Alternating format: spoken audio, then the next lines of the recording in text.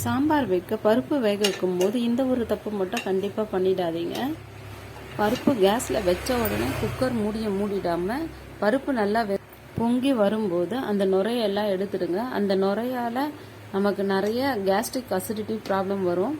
அதனால் அதை கொஞ்சம் அவாய்ட் பண்ணுறது ரொம்ப நல்லது. இப்போ இங்கே பார்த்தீங்கன்னா பருப்பு முதல்ல பொங்கி வரும்போது அந்த வர நுரையை எடுத்துட்டாலே போதுங்க. அதுக்கப்புறம் நம்ம நார்மலாக எப்பவும் வேக வைக்கிற மாதிரி குக்கர் மூடி போட்டு வேக வச்சுக்கலாம்.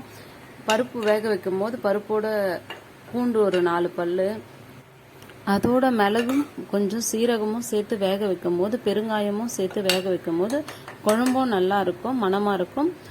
ப்ளஸ் நம்ம ஹாஸ்பிட்டல்லேருந்து ரொம்ப தூரம் விலகியே இருக்கலாம். நம்ம சமையல் செய்கிறது ரொம்ப பேருக்கு பிடிச்சி செய்வீங்க. ஒரு சிலர் கடமைக்காக செய்வீங்க, ஏதோ செய்யணும் அப்படின்றதுக்காக. சமையலில் நம்ம கொஞ்சம் ஒரு சின்ன சின்ன விஷயத்தை கேர் பண்ணி பார்த்தோம்னா ஹெல்த் வைஸும் சரி, மணியும் சரி, நம்ம நிறைய மிச்சம் பண்ணலாம். இந்த ஒரு சின்ன ட்ரிக்கை ஃபாலோ பண்ணி நம்ம ஃபேமிலியை நாம் ஹெல்த்தியாக பார்த்துப்போம். இந்த டிப்ஸ் உங்களுக்கு பிடிச்சிருந்தா லைக் அண்ட் ஷேர் பண்ணுங்கள்.